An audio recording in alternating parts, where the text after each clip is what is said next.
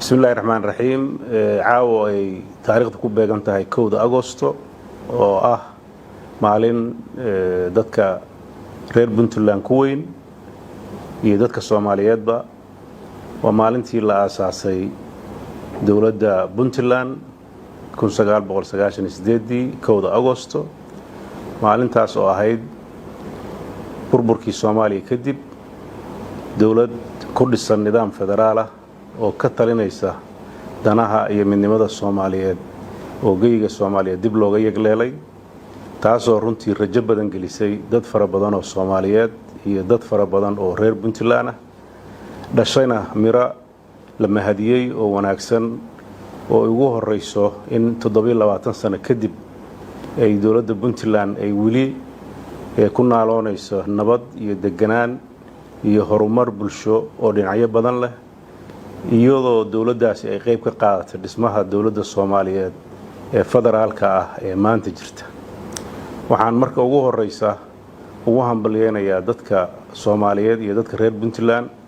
kuwa dibadda jooga iyo kuwa gudaha joogaba munaasabadan oo runtii ku soo beegantay xilli dawladda Puntland ay ku jirto dagaal ay la beegsatay argagixisada ee ku dhuumaalaysanaysa buuraha Calmadow iyo Calmiskaad iyada oo Puntland shacabkeeda iyo ciidankeeda iyo dawladooda ka go'an in ay arrimahaas ku saabsan argagixisada ka ciribtiraan deegaanada Puntland guud ahaantood dadka reer Puntland waxaan ugu hambalyeeynaa mar labaad mawaaqifta adag iyo maraaxisha kala duwan 27 sano ee soo martay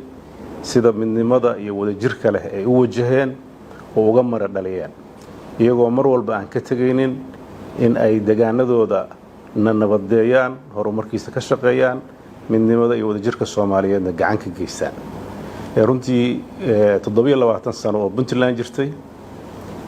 iyo 35 sano oo runtii burburkii dawladdii Soomaaliyeed ka dambeysay wali dalka Soomaaliyeed wuxuu marayaa marxalad hubinta la'aan ah iyadoo aysan caga dhigan nidaamka dawladnimo ee dadka Soomaaliyeed iyo deegaanadiisa ay ku noolaan lahaayeen wali waxa muuqata kala qaybsanaan wali waxa muuqata aragtiyo kala duwan wali waxa muuqata deegaano Soomaaliyeed oo wali u sacyinaya in ay dalka ka go'aan waa duruufo jira iyo xaqiiqooyin taariikhi ah oo dalku soo maray oo u baahan shacabka Soomaaliyeed inay si mug leh oo dhug leh ay u dheehdaan Puntland waxay mar walba u taagnayd in la helo dawlad Soomaaliyeed oo mid ah oo ku dhisan nidaam federaali ah oo dhayaysa dhammaan boogihii dadka Soomaaliyeed soo kala gaaray waa nidaam aan rajaynayno inuu noqon doono midkii dadka xasilin lahaa deganaanshihiisana dhali lahaa waxaa sidaa barbar socda duulaan badan oo nidaamka dawladnimo iyo deganaanshaha Soomaaliyeed diidan oo ugu horeeyaan ururada argagixisada ah ee muddada 30 ah sifaayin kala duwan iyo heerar kala duwan ugu dhaxmilnaa bulshada Soomaaliyeed una diidan aragtida ku dhisan dawlad casri ah oo ku salaysan nidaam dastuuri ah oo ku salaysan nidaam ku saabsan heshiis bulsho runtii kooxahaas argagixisada ah oo mararka qaybtood shacabka Soomaaliyeed ku siray magac diineed ku tirtirsiyay inay wax khayr u wadaan laakiin waxa Ilaahay mahadiisa waqtigu ha ku dheeraaday bulshada Soomaaliyeed maanta inay garowsan tahay inay ururadaasi ay yihiin ajandayaal dibadda ka yimid oo diinna sal ku lahayn dana Soomaaliyeedna aan ku dhisnayn ee ah ururo u taagan qaybinta iyo burburinta bulshada Soomaaliyeed meel kasta ay joogto waxaan aad uga xumahay dhibaatooyinka faraha badan ee deegaanada Soomaaliyeed ee wali ku hayaan waxaan aad uga xumahay deegaanada Soomaaliyeed maamulada ka jira oo wali aanan u qalab qaadan in ay ururadaasi ka sifeeyaan deegaanadooda waxaa nasiib darro ah dagaalada wali sii socda oo ku socda dadka Soomaaliyeed ee ururada argagixisada ay abuurayaan waxaa sidoo kale nasiib darro ah in dawladdii Soomaaliyeed ee u dhalatay ama loo dhalsiiyay in ay ka taliso midnimada iyo wadajirka iyo badqabka ummadda Soomaaliyeed ay ku howlan tahay waxyaabo aan danaha dadka Soomaaliyeed ka turjumayn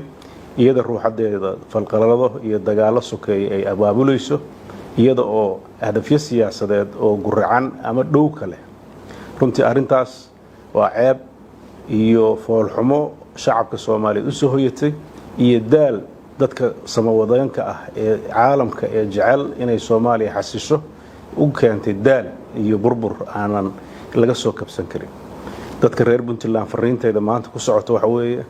inay u dhig lahaadaan marxaladda adag ee dalkoodu marayo midnimada Puntland ay ilaaliyaan hadafkii Puntland loo aasaasay oo asalkiisu ahaa in maamul keena kala dambeyn iyo xasilooni iyo horumar bulsho inuu ahaado in lagu fara adeego waxaan maanta aniga oo ku hadlaya magaca dawladda Puntland qaybaheeda kala duwan ee dawladda iyo bulshadeeda kala duwan qaybaha ay kala yihiin dhamaantood gudo iyo dibadba waxaan fariin halka uga dirayaa inay marka hore ku dabaaldegaan 27 sano oo ay haystaan dawlad sal adag oo dhammaan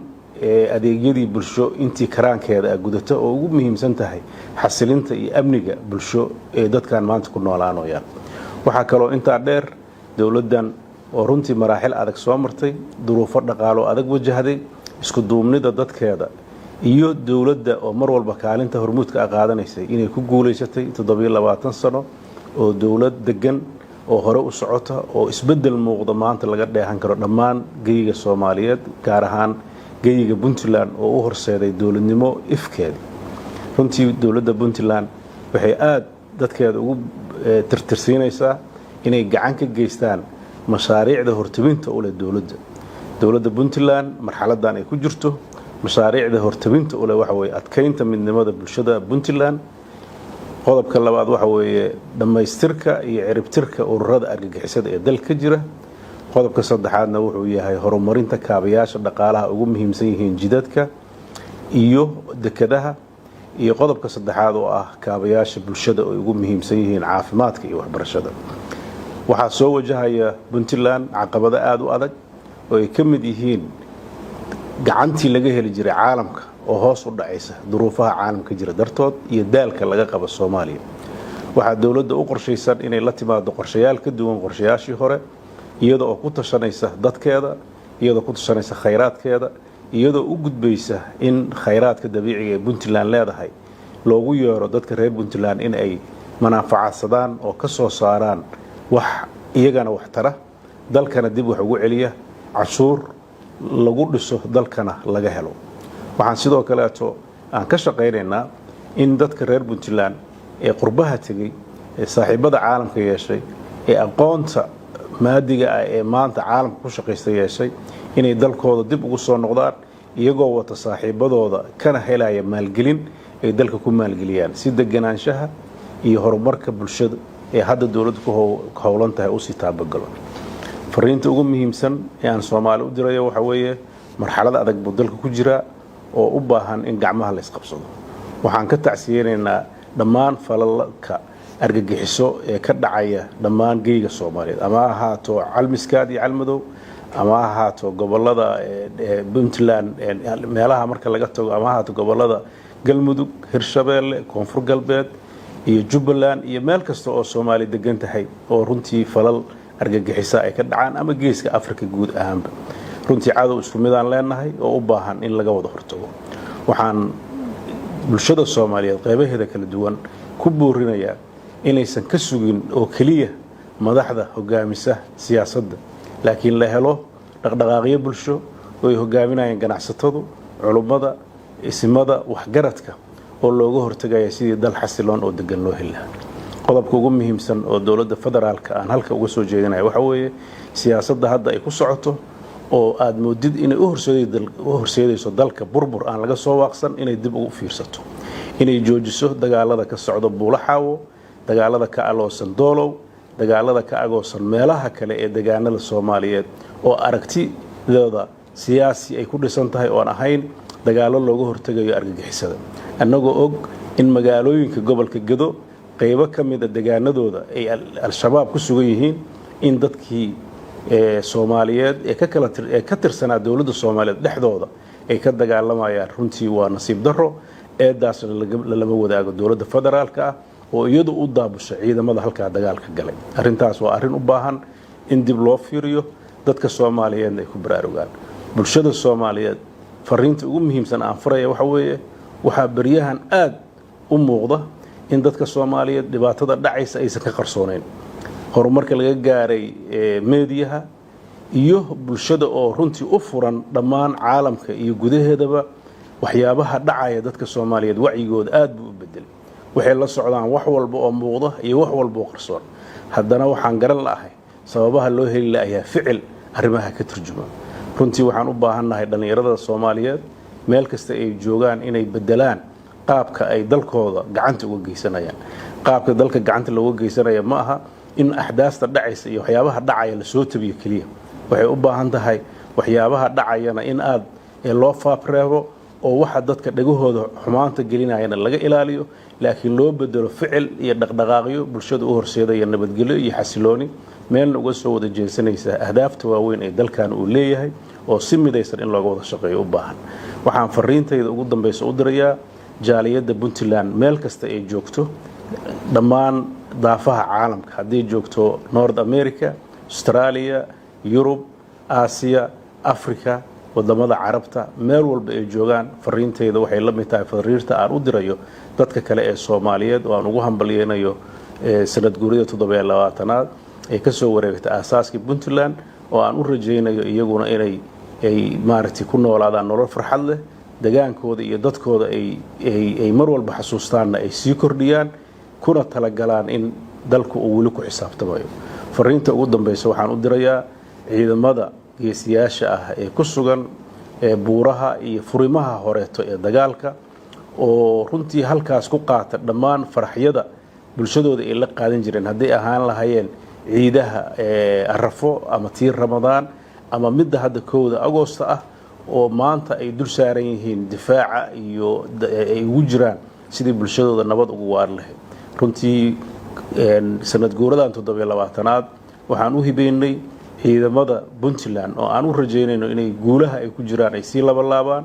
oo aan rajaynayno inay dhawaan iyaga oo maaragtay ku faraxsan hawsha ay soo qabteen ay dagaamadii iyo dadku iyo xasaas ku soo noqon doonaan oo aan u rajaynayno in deegaanada calmiskaadna ay noqdaan meel ka madax bannaan in ururo argagixisa ay dad dawladnimada ka soo horjeeda ay ku noolaadaan shacabka deegaanadaas halka deegaanna waxaan u rajaynaynaa inay deegaanadii ay oo nabad ah ay ku naaloon doonaan waxay dawladdu ballan qaadi doontaa dhammaan adeegyo bulsho ee dawladnimada ee halkaas ka burburay muddadii argagixisada joogtay in dib loo kiciyo oo dib loo habeeyo iyadoo qaybo kamid la bilaabay waxaan sidoo kale fariin u dirayaa ciidamada difaaca uga jira buurta Calmadow oo runtii ku horjooga ururada argagixisada ee aad ku taagta yaray halka ku jira oodafada ku ah waxaan iyagana ugu bishaareeynaa ciidamadooda kale inay dhawaan u imaan doonaan hawshaasna ay noqon doonto hawl iyaguna ay ka nastaan difaaca adag ee muddada dheer ku jireen waxaan u rajaynayaa dadka reer Puntland meel kasta oo joogaan nabad xasilooni barwaaqo iyo in ay noqdaan dad nanahooda ka taliyo